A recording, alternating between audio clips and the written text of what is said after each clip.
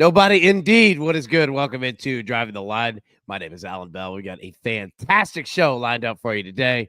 Gonna have a ton of fun talking a little baseball, some basketball, soccer. You know that. We got MLS to talk about and so much more. But as always, before we look forward, we have to look back. And 2-3.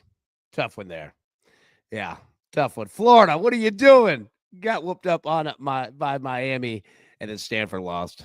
And then Arizona, Tennessee. Tennessee could open that thing open, but no, they just couldn't. They couldn't get as many runs, man. They left a lot of guys on base. But 2-3, and we're going to talk about this here in just 1 second because our man TJ in the chat has something perfect that I want to bring up. Now, couple housekeeping items. Let me pull this full screen. All right, the Discord. You hear us talk about it every single day on the show. Join it, man. It's important. It's fun. And the crew, they are dropping all kinds of picks. Good conversation. We were talking. I was on a mountain in Georgia, and we were just sitting there talking about college baseball, breaking it down early, man. So whether you are an early riser, somebody up late, or anywhere in the middle, man, that's the place to be. Now, we have March Madness and everything coming up. So how about we introduce something new to Driving the Line? The crew exclusive. It's back, but it's going to be different. You're not just going to get some recorded pick after the show so that everybody can get in and get out of there. No, we're going to go live Tuesdays, 8 p.m. Eastern, because I know a lot of folks that have work. They can't be here live in the show, can't be live in the chat, and they miss it. You know what? I miss it too. And I miss a place where all of us can come together. Members of the crew come hang out. We can talk bets live. We can live bet games. We can talk about building your brands. We can talk about everything under the sun. So starting tomorrow at 8 p.m. Eastern, we will be live for the detail crew. 100%, man. Okay, enough of me yapping. Let's bring in our boy. You know who we got to talk to? See our man Brad, that lovely face.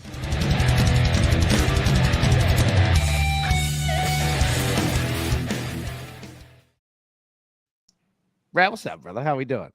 What's up, AB? Great weekend of footy, but an even better week of footy. Lots of tough, exciting matches in Europe this week. A lot of deciders, leg ones.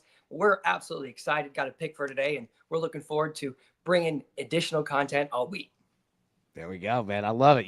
And look, talking about additional content, right? So we're starting to get our schedule like built in, right? And we just talked about it, right? With the crew exclusive here on Tuesday nights.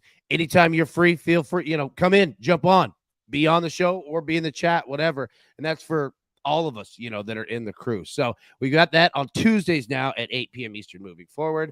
Then we've got the overs, week 4. All right. College baseball, Wednesdays at 8 p.m. Eastern. So you're going to start to have your week scheduled out. We've got an NFL show that we are going to add as well. That is going to be in the mix because, dude, the NFL never stops, man. We just got done with the combine. We've got the draft coming up. We've got free agency. We got a lot to talk about in regards to the NFL. So we're going to have a ton of fun with that. What we're also going to have a ton of fun with are the picks, my boy. And you got a couple today on a really weird, slate of games across all sports today on Monday, man. It's weird, but yeah, go ahead and break it down. What you got? Yeah, we're headed back to that Serbia Super League in a matchup this afternoon at 1 p.m. Central Time between Kukuriki and Radniki 1923. And we're taking that both teams to score at -120. But why? Well, Kukuriki come in scoring in 23 of their last 26, which is 89%, almost 9 out of every 10 matches. And they conceded in 24 of their last 32 at home. That is 75. 3 out of every 4 matches at home, they will concede. And they've hit both teams to score 16 and 24. That's 66%. You like to see that number well above the 50%. But Radniki, on the other hand, the favorite away from home, I believe the favorite, not on the line necessarily, but they've scored in 43 of 51. That's 84%. So both of these teams in that 80s, mid to high 80s scoring range. And then the conceding range, they're at 17 of their last 20 away. Well, they're away from home today, which is an 85% ticker for them. And between these two teams, when they play one another, 7 straight matches have hit both teams to score. That's every match since December of 2021. So we're going to play that narrative today and put a half unit on that. Kukariki, Radnicki, 1923, both teams to score, -20, -120 in the Serbian Super League. Gotta love that Serbian Super League. I mean, that's what we're here for, right?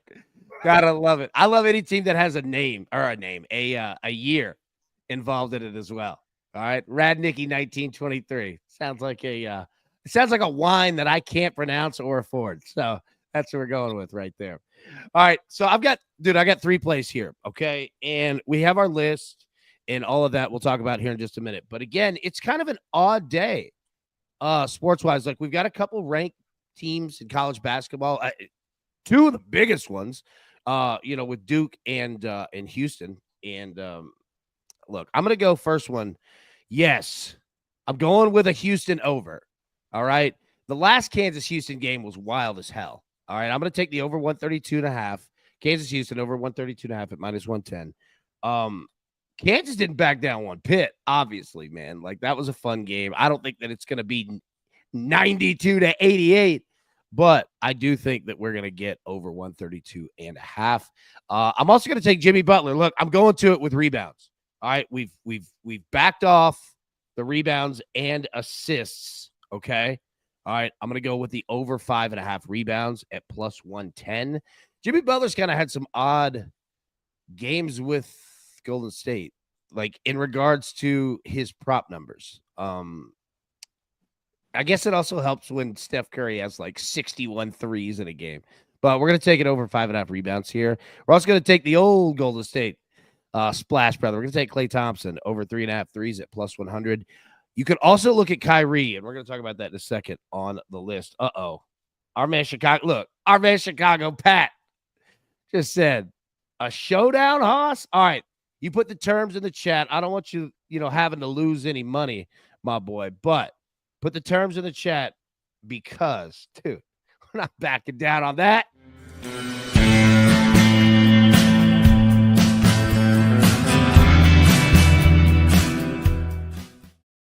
All right, saddle it up. Let's go. Yeah. All right, my boy, Pat. All right, yeah. You dictate the terms in the chat, and let's get it. Yeah, Spell Dog KU's lost their fastball. It's weird. Like, I think that they can – I mean, they're certainly not what they were earlier in the year, but I do think that they can press it here a little bit. 132.5. We should be able to get there. And I think Houston offensively is going to get it going for sure. Okay. So, yeah. All right, Jared, good point. Tons of back-to-backs in the NBA. Watch some injury reports. 1,000,000% on that one for sure. Okay. So those are our picks. All right. Now, get a little bit to the analytics because we have 2 things, Brad, that we need to adjust. And I want you to go first. So, as always, man, our analytics, let's get that thing popped up. If I can find it here in the video. Bam!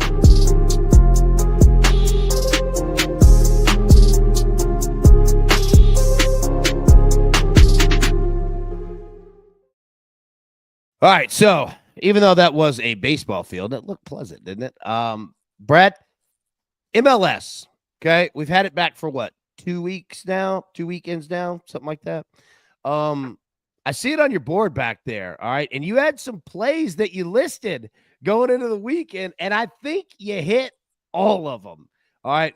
Just give us just an overview. What did you see from the MLS from this weekend? Got a lot of legs getting adjusted in the MLS this weekend. A lot of teams figuring out their play styles. What do? Do you high press? Do you low press? Do you have a low defensive block? Do you play through the line? Do you play through the midfield? Do you pass it around the back?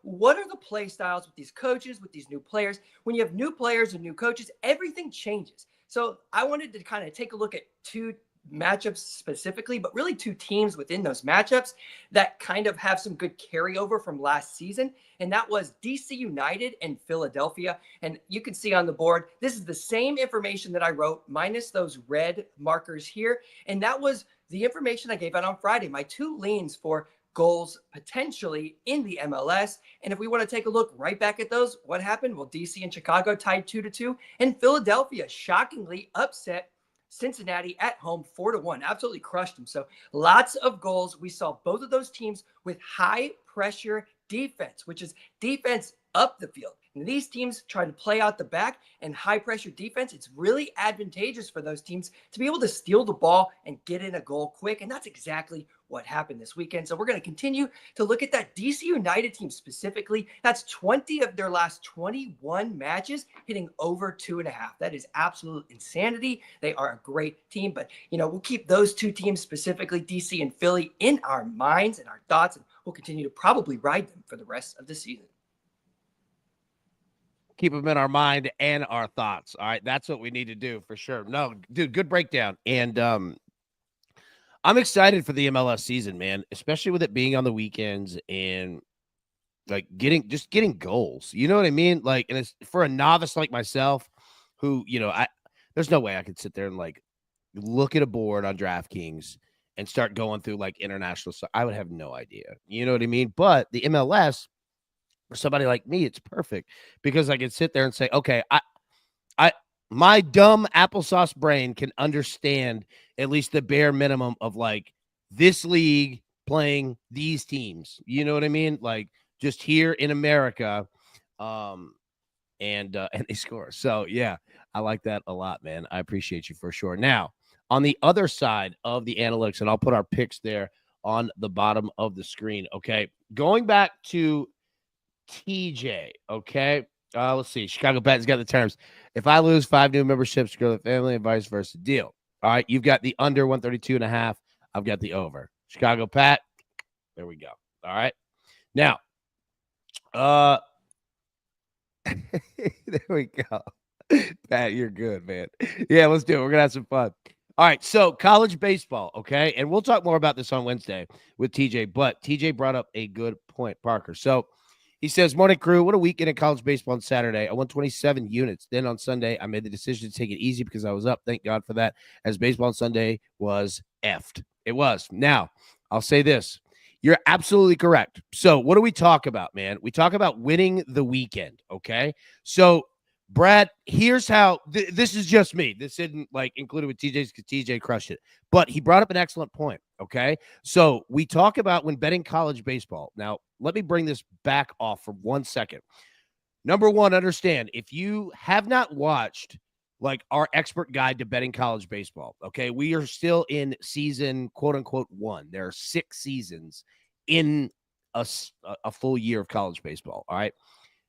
This is the hardest one by far because you have to parlay teams and you're not really consistent in terms of your opponents. It's just like tournaments, right? Like Tennessee, for example, they were in a tournament in Houston. So they had a different opponent on Friday, on Saturday, on Sunday, right? It's not normally the same team on Friday, Sunday, or Saturday and Sunday. Same thing with Vanderbilt. I'm just using local teams to us, right? Notre Dame was in town playing Lipscomb. You know what I mean? Like, it's just random, right?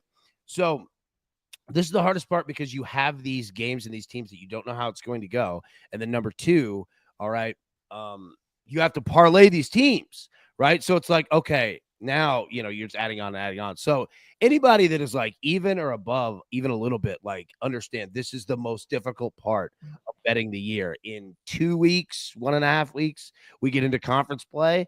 And I'm not saying it's easy. It's not. The sport is never easy, but it's so much more consistent because you can bet one team on a money line, right? You don't have to parlay it. And SEC teams are playing SEC teams. Big Ten teams are playing Big Ten teams. Not super long travel. They know these teams. You've seen them. You understand them, et cetera, right? So I wanted to bring up exactly what TJ said because he's right. And we talk about it. It's all about winning the weekend, okay? So if you are Brad University, okay, and you have 4 games in a week, you have your midweek game, okay, on Tuesday or Wednesday, and then you're going to play on Friday, you're going to play on Saturday, you're going to play on Sunday. Now, we definitely do want to clean up these midweek games because they're all over the place, and those are the most dangerous. But it's about winning the weekend, and that's what we say. You might have a tough Friday, come back strong on Saturday, come back strong on Sunday, or the opposite. And TJ brought up a good point. So Friday, us as a show, we go 3-2. Okay, solid. 1 up, looking good. Saturday, 2-1 again. So there, we're 2 up. All right. Sunday, we could have stopped, honestly, and said, not betting any of these. These are crazy, right? But we went for it. And what did we see? All right, Florida, undefeated, right? Going in against Miami. They end up getting whooped like 13-7, which, I mean, number one, you're going to lose in college baseball, but we're starting to notice teams that when you go for a sweep in a weekend, it's really, really difficult, right? So we're going to add that, to our Wednesdays, our college baseball weekly, preview show, that now we're getting to the point where it's going to ease up a little bit. If you're looking at it saying, my God, this is all over the place, it is. This is the hardest part that there is. But I want to bring that up because TJ brought an excellent point again. No other like stats or anything like to throw at you other than it's about winning the weekend. And TJ was very smart about saying, you know what? I'm up from Friday and Saturday. I don't need to bet on Sunday. Like driving, imagine it driving on the interstate. And if you're getting off like an exit early, like that's good. You know what I mean? Like leaving ahead is not the same as quitting.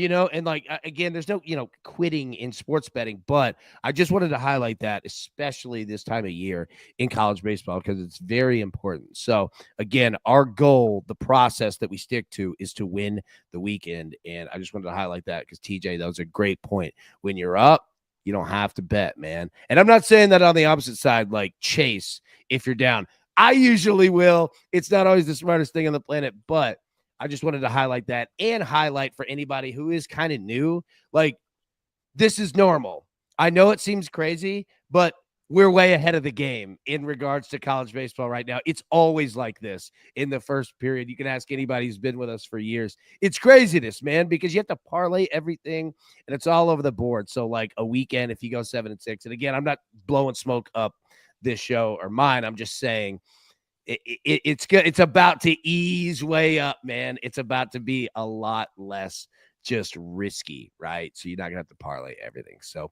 TJ, that was an excellent point, man. Wanted to bring that up. We'll discuss more on Wednesday. Okay, now that is college baseball and our kind of look from the weekend. Let's take a look at our list here, Brad, and pull it up here. So we'll be live today, 3 p.m. Eastern time. To get our final picks in with the crew for tonight. All right. But again, it's kind of a small board, man. So feel free to jump in on anything that you see, like, dislike, etc. Right. So the picks, Northwestern plus 3.5 against UCLA. Northwestern might win this game outright. Honestly, plus 3.5, not a bad look. If anybody has, a play on this game, let me know. UCLA Northwestern over 132.5, minus 110. I'm fascinated with this one as well. If Northwestern leads, like kind of the, just the tempo of the game, and say that they kind of play with, even or even 1 and 2 points in regards to a lead, I think that this game could go in the 140s, right? If anybody has a play on that one, let me know. That one's an interesting game. Props. So Jimmy Butler over 5.5 rebounds is what I'm on. Jimmy Butler threes is an interesting look here. All right. He averages basically half a three a game when you space it out, right? Plus 105 against Charlotte. I don't know. Like, Brad, I was trying to think in my head, Brad, of like a soccer equivalent, but soccer's obviously not the same. Scoring is completely different than that in the NBA. But I was trying to think of something to where you have, a player that might fire a shot at a goal that normally doesn't take a lot of shots at goal.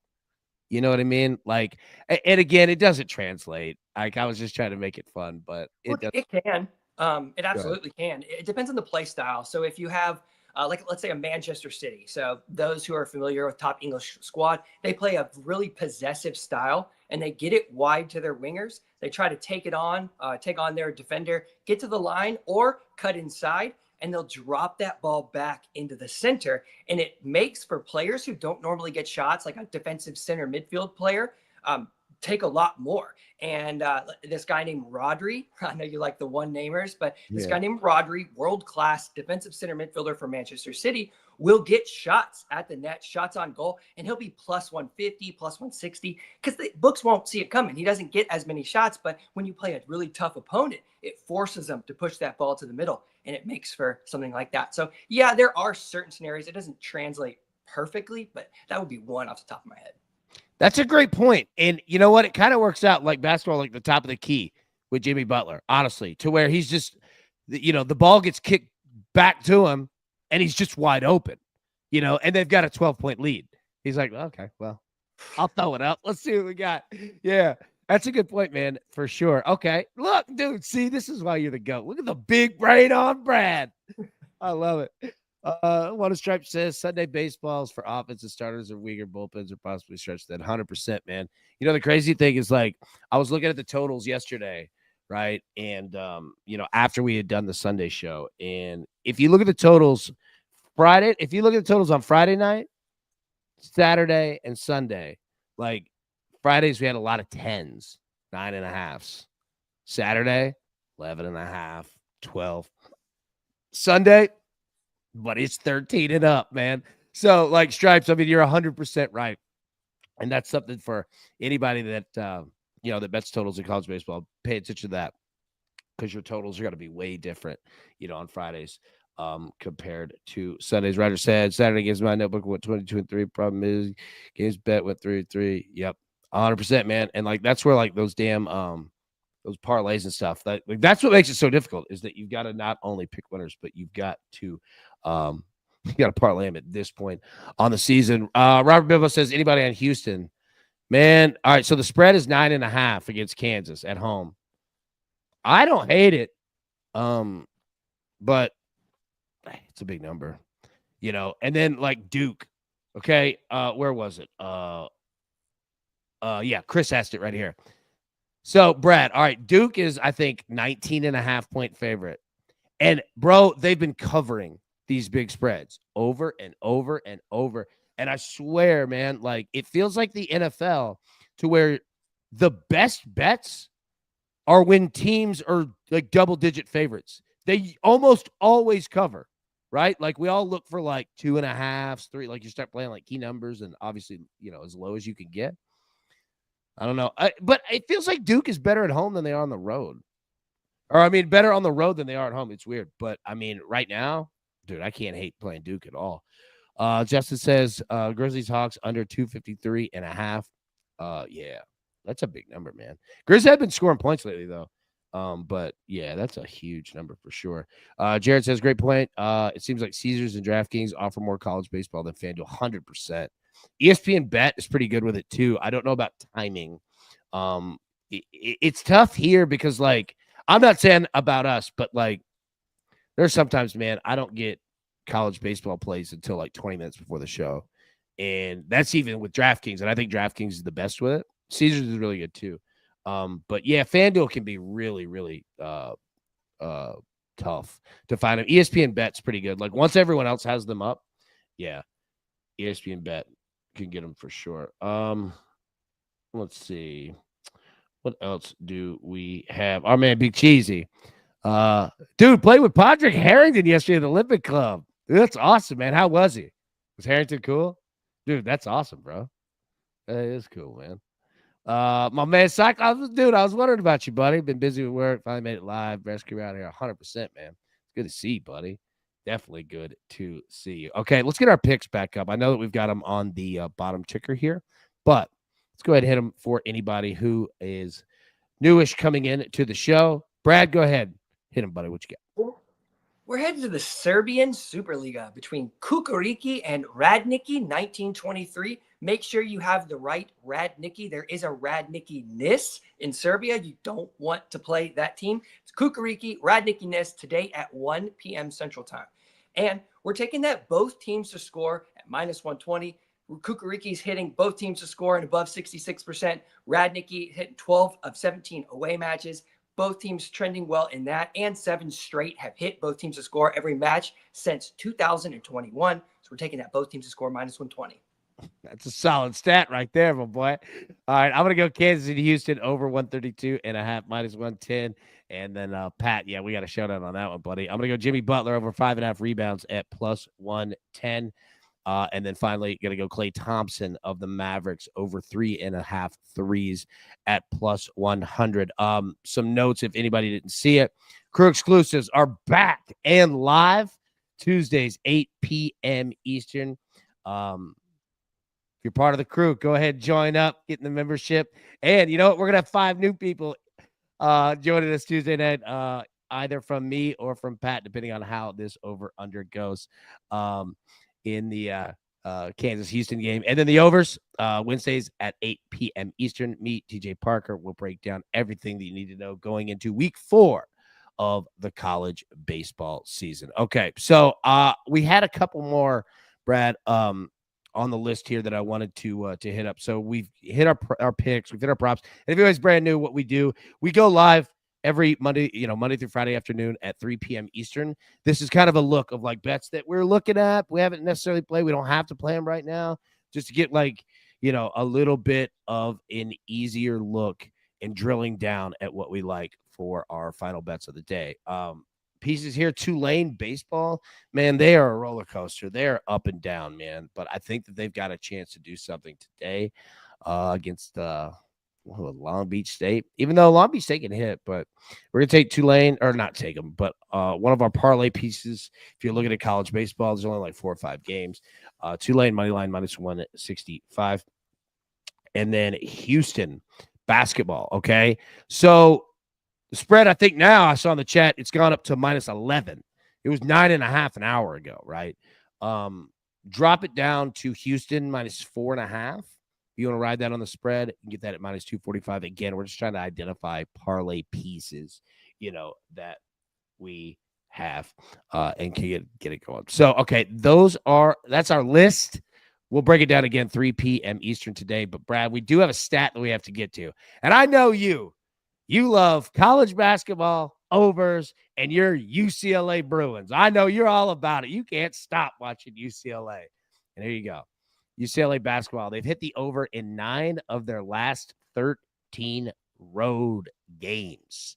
All right. And again, it goes back to UCLA and Northwestern. So I do think, I believe in the stat, right, in regards to UCLA and their point production on the road. And again, you want a back and forth affair to hit overs. That's how they come in. Blowouts. I'm sure even in soccer, I remember betting MLS games where we would have over 3.5 or both teams to score. And this was 3 years ago, maybe. And it was what Philadelphia was really good. And I think the LA Galaxy, I think those, did they win it a couple years ago? Yeah, Galaxy actually won it last year, shockingly enough. Surprised. I mean, they were not the best team, but then they got healthy down the stretch and just put some results in. Yeah, there you go, right? I think it was Philly games, right? Is it the Philly Union? Is that the Philadelphia Union have been goal machines for machines, 2 years but now. It was almost too. They were almost too good because they would get up 2-0 in a game. They would score the first half always. They would come out in the second half and immediately score another goal. And then it was just defense to where they're like, we don't have to score anymore. We're just going to choke you out. And it would kill our both teams to score bets because the other team could not get a goal in. You know what I mean? So it's funny that, in any sport, really, you want a nice back and forth affair. Yeah. So anyways, UCLA basketball hit the over in 9 of the last 13 road games. Okay, Brad, before we get out of here, man, any final thoughts that you got? Anything exciting over the weekend? Not necessarily an exciting weekend per se. I was catching up with a lot of the world football. But there are a few matchups today. I know that John Eccles in the chat had asked a question on what the opinion for both teams to score today between Nottingham Forest and Ipswich Town in the English FA Cup.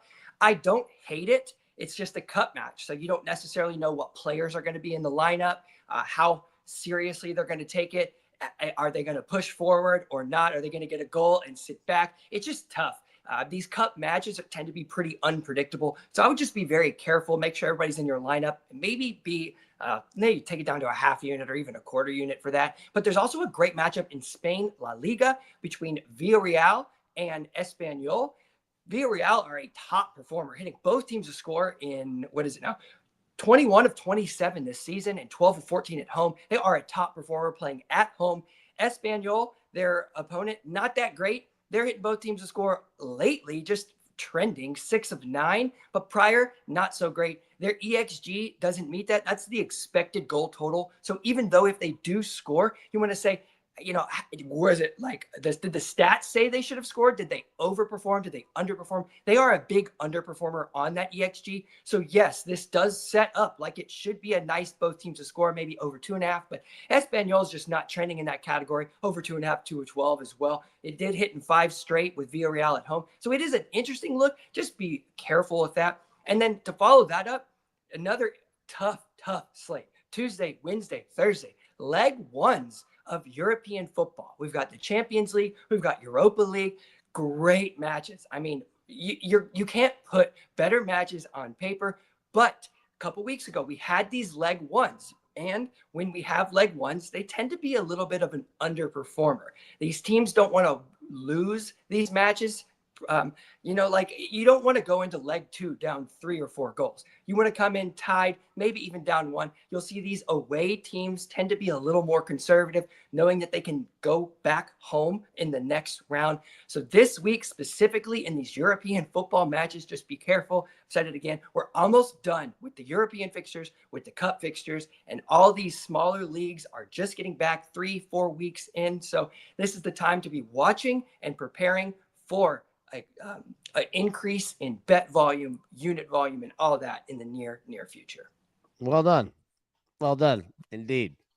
All right, everybody, thank you so much for tuning in. We will be live 3 p.m. Eastern today, but until then, best of luck. It's Cassie's damn tickets, and we will see you this afternoon. Thanks. Who's got it better than us? Nobody!